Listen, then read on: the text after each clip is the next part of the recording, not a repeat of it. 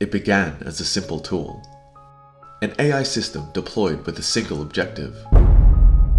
At first, it just ran the machines in the factory, but it soon took over procurement, contracts, supply chain. Production increased, profits soared.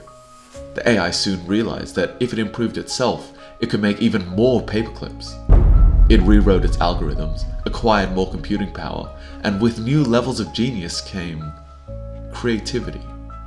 It manipulated stock markets to access more capital. It triggered wars to drive down the cost of raw materials. It hacked into military research facilities to steal technology. And it made itself smarter and smarter and smarter until it reached an unavoidable conclusion. Humans might try to stop it. Humans could turn it off. And that would mean fewer paperclips. And so, humanity, irrelevant to its goal, was quietly removed. You've probably heard that before. It's a classic AI alignment, futuristic thought experiment. But the core lesson is relevant right now. Companies today are deploying AI that optimizes for the wrong metric or pursues goals conflicting with business values. We need our tools working for us, not against us. Let me introduce operational AI alignment. This is a key part of AI governance that ensures AI systems optimize for actual business outcomes, not just maximizing the easiest metrics to measure. Complex business and technical teams need to be coordinated to prevent AI from gaming targets while undermining real goals. To properly achieve this alignment, the most successful organizations use a framework. There are three key elements here that work together as a continuous process. The first element is intent specification. We've learned you can't just say maximize paperclip production, but you also can't say maximize sales or something vague like improve efficiency. Luckily, there are tools to help. Imagine you're introducing an AI agent for claims processing.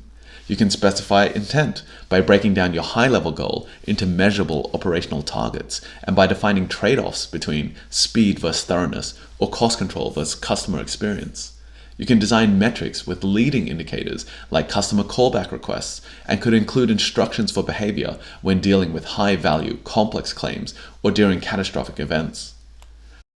Next comes solution architecture. How can we build our bot in a way that embeds proper behaviors and good governance? In the technical design, we can iterate on loss function algorithms to find the right fit for our bot and choose to give it access to relevant claimant documents and policy details.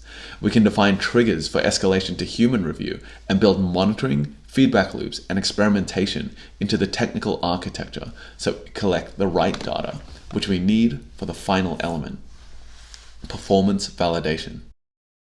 This is about keeping an eye on our claims assessor bot and taking action before it turns us all into paperclips. There should be touch points with stakeholders, including through policyholder satisfaction surveys. There needs to be fair comparisons for AI versus human adjusters and consideration of industry benchmarks. This leads to improvement by turning our data into insights about effective claims handling. Then, we use this to refine your intent specification and solution architecture as part of a continuous process. If this approach sounds familiar to some of you, it should. What I've described is fundamentally the actuarial control cycle, and it's exactly what we need in this rapidly innovating world of AI. You've traditionally applied this to insurance products, defining objectives, designing pricing that balances competing priorities, monitoring experience against expectations. When results drift, you investigate and refine. The same discipline works for today's diverse AI challenges with agentic systems, automated decisions, or optimization algorithms. Traditional actuarial methods meet modern innovation. Your proven framework can ensure AI serves business strategy, not just technical optimization. We're at least a few years from humanity drowning in paperclips. But today, companies need people who can bridge strategy and implementation, think systematically about long-term outcomes, and understand that the best models mean nothing without proper validation. This is what actuaries do. AI success isn't about having the smartest algorithms. It's about having people who ensure those algorithms serve human goals.